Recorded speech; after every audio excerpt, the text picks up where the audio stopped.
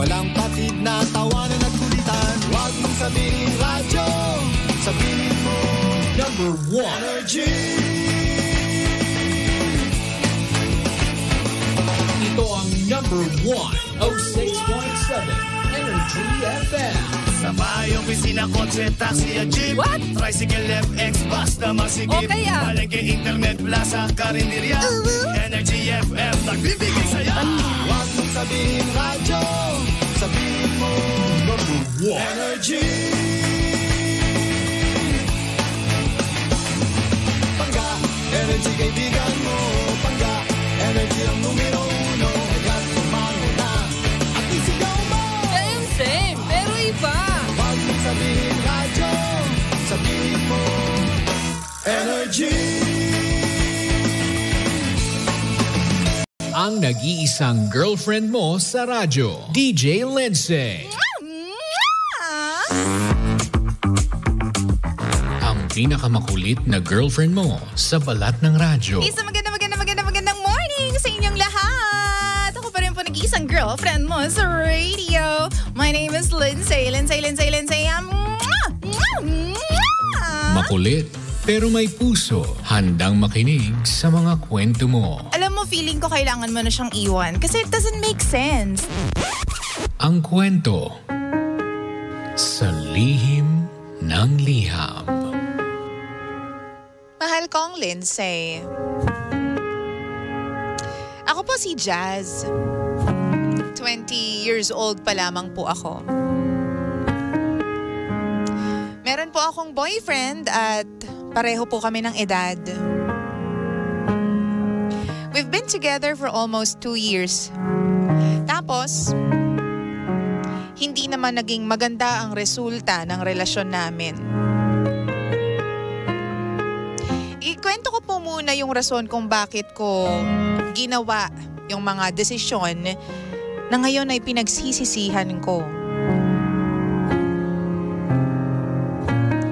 Month of June 2023, sinabi ko sa boyfriend ko na delayed ako. Sabi ko sa kanya, 1 linggo na akong hindi nagkakaroon that time. Sinabi ko rin sa kanya na natatakot ako. Kinakabahan ako. Kasi ngayon lang nangyari sa akin na na-delay ako.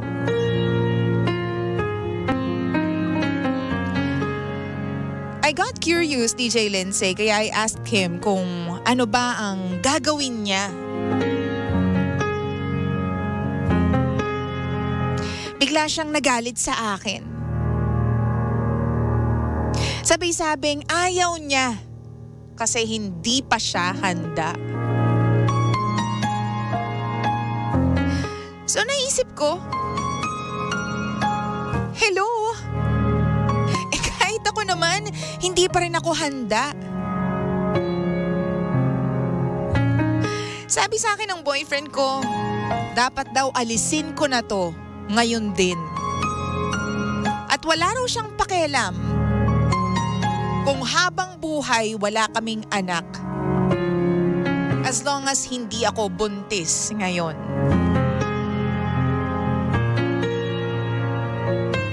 Iyak ako ng iyak noon, DJ Lindsay, kasi hindi ko ma-imagine kung paano niya nagawang sabihin sa akin ang mga salitang yun. Na parang hindi niya ako mahal.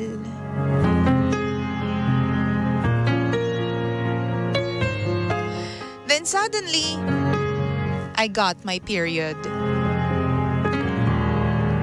Masaya ako kasi hindi ako buntis.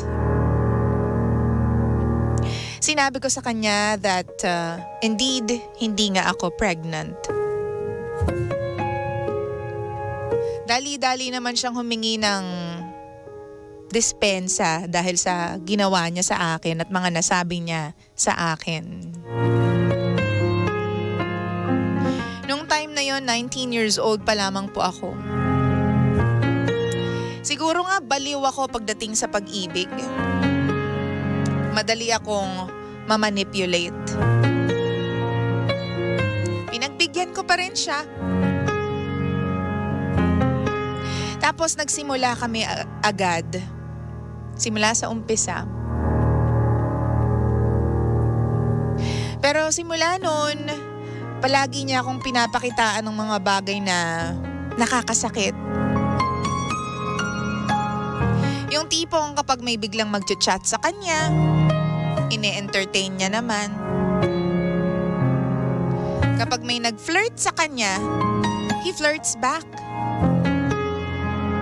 But then again, mahal ko eh. Pinatawad ko pa rin. Tapos sa tuwing mag-aaway kami, he would hurt me physically. Kinukurot niya ako. May time pa nga na sinakal niya ako. Tapos minsan grabe kong hawakan niya yung braso ko. Alam mo yung bumabakat talaga yung kamay niya. Pag sinasabi ko naman sa kanya na nasasaktan ako, palagi niya lang sinasagot sa akin na hindi naman daw. Actually, ginagawa niya lang daw yon dahil masyado kong iyakin at hindi makaintindi. May time pa nga na nasa bahay kami. Tapos away-away. Sabi niya sa akin, kung nandun lang tayo sa bahay ko, malamang sinuntok na kita.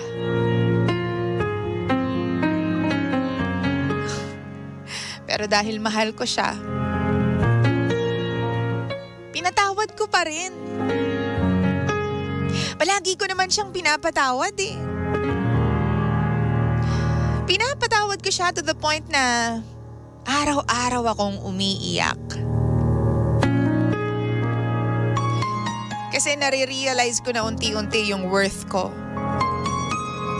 Na tipong ang bata ko pa pero nagsisettle ako sa gantong tipo ng lalaki.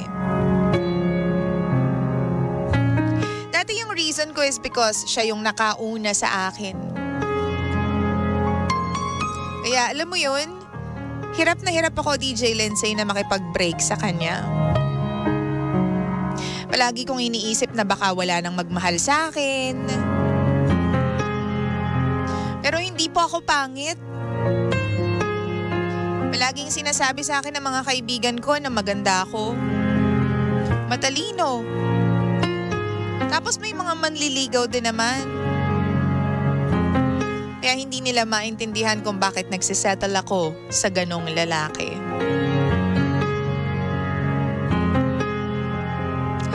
But now I realized na mali ako. Kasi totoo nga, napakarami pang lalaki na handang magmahal sa akin ng sobra. At hindi ko kailangan manlimos ng pagmamahal para lamang tratuhin ako ng tama. Siguro nga unfair kasi I am emotionally detaching myself. Yung tipong inaalis ko na siya sa puso at isip ko kahit na kami pa. Pero kasi mas masakit naman yung ginagawa niya sa akin. So, nakaisip ako ng plano para malaman kung talagang mahal niya ba ako. And kung talaga bang nagbago na siya. Nung isang araw lang, sinabi ko ulit sa kanya na buntis ako. Kahit hindi naman totoo. Tapos muli, sinabi niya sa akin na dapat daw wala munang anak. Sinabi niya rin sa akin na hindi niya raw alam ang gagawin. Basta ayaw niya raw ng anak sa ngayon. Nung sinabi niya yun, alam ko na agad kung anong dapat kong gawin. Aalis na ako at makikipaghiwalay na ako sa kanya. Pero one morning, nag-message siya sa akin. Parang nabaliktad ang mundo. Ang sabi niya, he will never abandon me and our baby. Pero nakaisip pa ako ng paraan para matest ang loyalty niya at kung talagang totoo ba yung mga sinasabi niya sa akin. Minessage ko siya gamit yung account ng kaibigan ko. Yung kaibigan ko na hindi niya kilala. Using my friend's account, sabi ko, let's meet up. Gusto ko sana mag-solo lang tayo. Yung tipong hindi alam ni Jazz.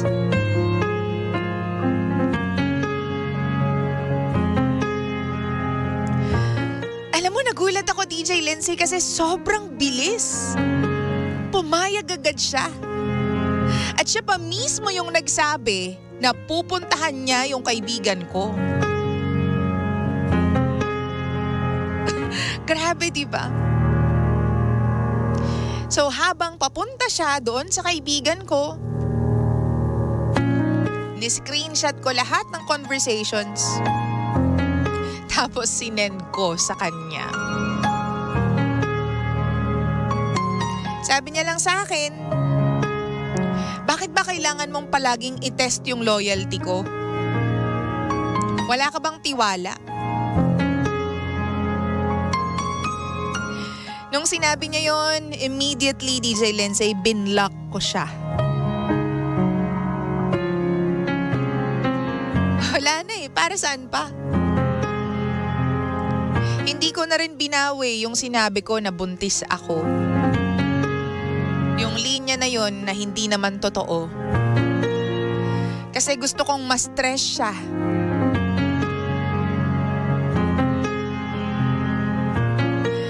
Kahit papaano, I felt relieved. Alam mo yung parang nawala yung weight sa dibdib ko. Siguro, dahil ginawa kong pakikipaghiwalay sa kanya, amimiss ko siya. Pero mas malamang naman yung memories na sinaktan niya ako at pinaiyak niya ako kaysa dun sa masasaya. Sana rin po wag niyo akong i-judge kasi alam kong bata pa ako. Pero mahal ko siya eh. Siguro nga bulag ako. Kaya hindi ko alam na habang minamahal ko siya, ako na pala yung nasisira.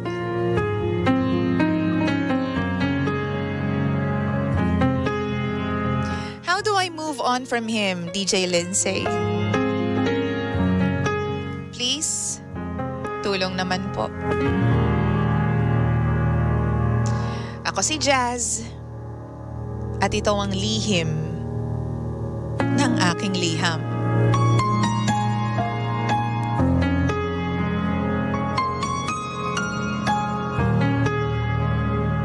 Lihim ng liham.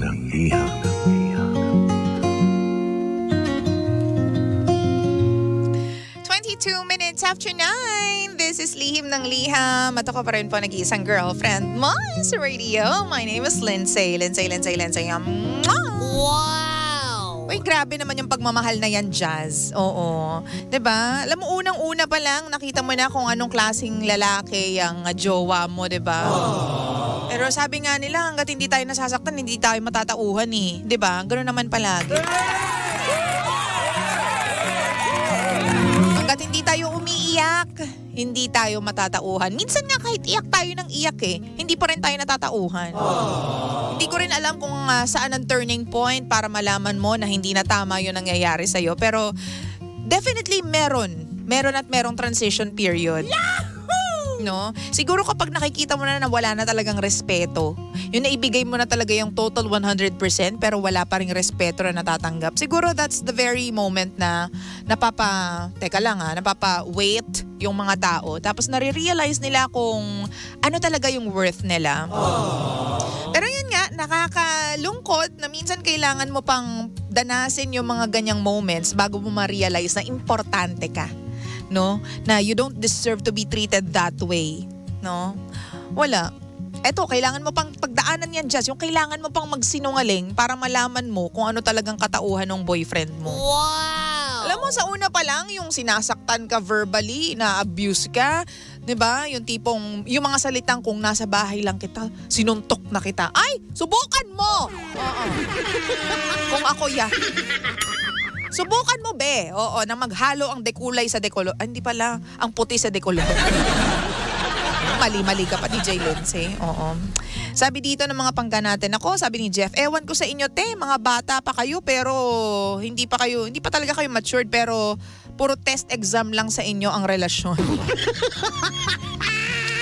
Ay, sabi ni Datu, morning DJ, pakibati naman po kami dito sa barangay Kisupaan, President Rojas North, Cotabato. Hello!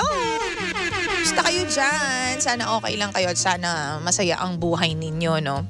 Alam mo, dadaan naman talaga tayo sa point, no, na sa edad natin kasi mga 20s pataas, yun na yung nag-explore yung mga bata. Yun na yung nag-explore yung mga tulad nating bata.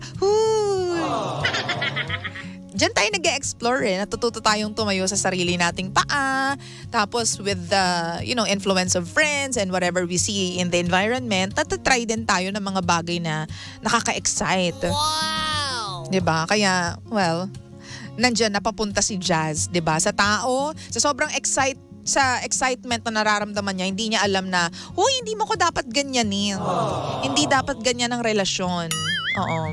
Sabi pa dito ng pangga natin ni Arch, a certain emotional maturity is necessary to maintain a healthy relationship. And if one of the partners failed to do that, the relationship is doomed. Sana maging learning experience ito para sa'yo, Jazz.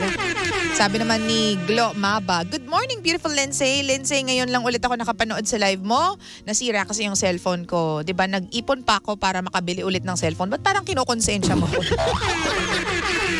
Miss kita, hindi ko nakikita yung aking idol na si Lindsay. Thank you. Thank you so much. Sabi ni Gigi, nasaan ang magulang mo, Bakit hindi ka magsabi sa kanila? Sabi naman ni Kilay, good morning DJ Lindsay. Ating Jazz, you've made the right decision. Bata ka pa, madaming lalaki sa mundo and you deserve someone better. Sabi naman ni Gis, good morning DJ Lindsay. Yung BF ni girl, pagkababae lang, hanghabol sa kanya at hindi pagmamahal ang tawag doon. Kasi hindi nga siya mahal nung lalaki. Oo, yung chorva lang talaga ang habol sa kanya. Alam nyo na, if mabuntis siya, iiwan siya ng lalaki. Kaya nga, hindi siya seryoso. Laro-laro lang kay boy. Well, nasa 20 years old, 21. Oo. We don't expect naman, yung generation na nandyan sa age na yan to be matured. Pero yung mga naglalaro pa lang din yan Pero depende pa rin sa kinalakihan na pamilya. Oo, nakadepende sa kinalakihan na pamilya. At ikaw din naman, Jazz, pinag-aaral ka ng mga magulang mo, ha? Pinaggagawa mo dyan. Diba? Alam mo, 20 years old, you have your whole life ahead of you para makakilala ng tamang lalaki, para makilala yung mga tamang tao na papaligid sa'yo. Diba? Siguro tama na rin, or hindi ko naman sinasabi na perfection, ganyan.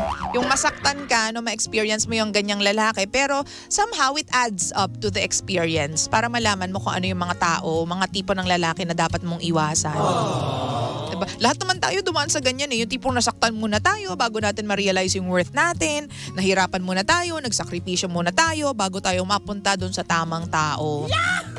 Diba? So kung wala ka pa sa tamang tao, wag kang susuko kasi darating at darating din siya para sa'yo. Sabi ni Leonardo, lapak, nako, hiwalayan na, wag ka niya tsorbahin para di ka mabuntis. Diba? Ang sarap tubuhin yan, DJ Lindsay. Ay, nako, sabi ni RJ Kim, tama yan para sa lahat ng kababaihan, know your worth and do not settle for less. True naman. Pero ewan ko ba, minsan talaga mga babae nauuna yung emotions talaga. Well, hindi minsan. A lot of times, nauuna yung emotions ng mga babae kaysa sa pag-iisip nila. And napatunayan din na bago pa mag-detach ang babae sa isang relationship or bago siya makipag-break sa isang lalaki, million times, 'di ba? Million moments na niya inisip 'yan sa alam mo 'yon, sa kanya, no, bago siya makipaghiwalay. Kumbaga, mga 2 taon na siyang nakipag-break emotionally. Tapos saka pa siya makikipag-break physically kapag sobrang handa na siya. 'Di ba? Well, at least nakipaghiwalay ka na sa kanya. How do you move on? Well, you have to accept the fact na wala na yung lalaki na yan sa buhay mo. And una pa lang, dapat sabihin mo sa sarili mo na, well, di ko naman talaga siya deserve. Alam mo yun, kailangan mong kausapin yung sarili mo. Be your own best friend, you know? Yahoo! Ako ganyan lagi yung sinasabi ko sa sarili ko. If ever na alam mo yun, I'm in a situation na parang mahirap, ganyan. Kung ano yung sasabihin ko sa taong kaharap ko na nakaka-experience ng same situation as I am, yun yung sasabihin ko sa sarili ko. 'Di ba? Paano ka magpayo sa ibang tao? Dapat ganun ka rin magpayo sa sarili mo. 'Di ba? Kasi wala din namang ibang magsasabi sa iyo ng mga tamang salita, kundi ikaw lang din. Kasi ikaw yung mas nakakakilala sa sarili mo. Be your own best friend. Kasi aminin natin, kahit na magsabi yung mga tao sa atin ng mga, alam mo yung mga bagay-bagay, hindi naman natin sinusunod eh. Kasi may sarili tayong rhythm sa sarili natin. 'Di ba, may own timing tayo. So if I were you, don't rush things. Just accept na hindi na talaga mag-work out yung relationship na yan. And kung nalulungkot ka, head on, di ba? Talagang harapin mo yung lungkot. Kung naiiyak ka everyday, iiyak mo lang yan. Huwag mong iwasan. Kasi pag iniwasan mo yan, the longer na iniwasan mo, the longer you'll, experience sufferings. Di ba? Kasi hindi mo hinaharap yung problema eh. Harapin mo yan. Kayang-kaya mo yan. Kasi odang sabihin ng ibang tao na, ano ba yun? Tanga-tanga mo naman, iyak ka pa rin ng iyak eh. Yung tagal nyo na nag-break. Di ka naman minahal nun, iniiyakan mo pa.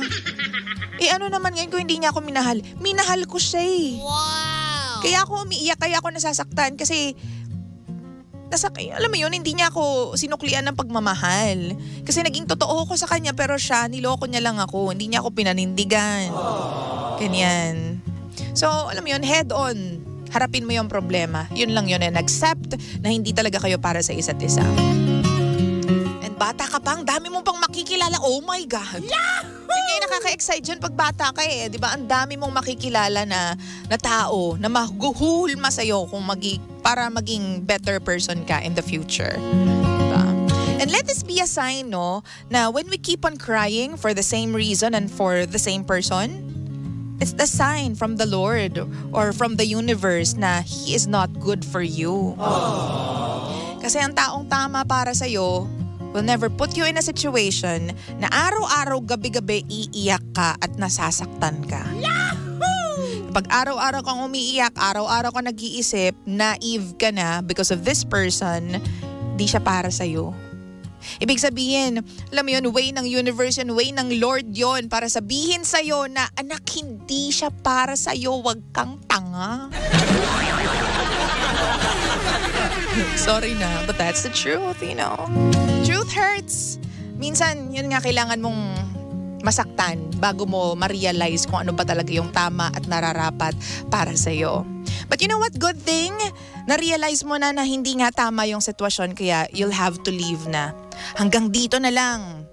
Wala nang sosobra pa. Diba? 9:32 on the clock. Tutok lang. Di ko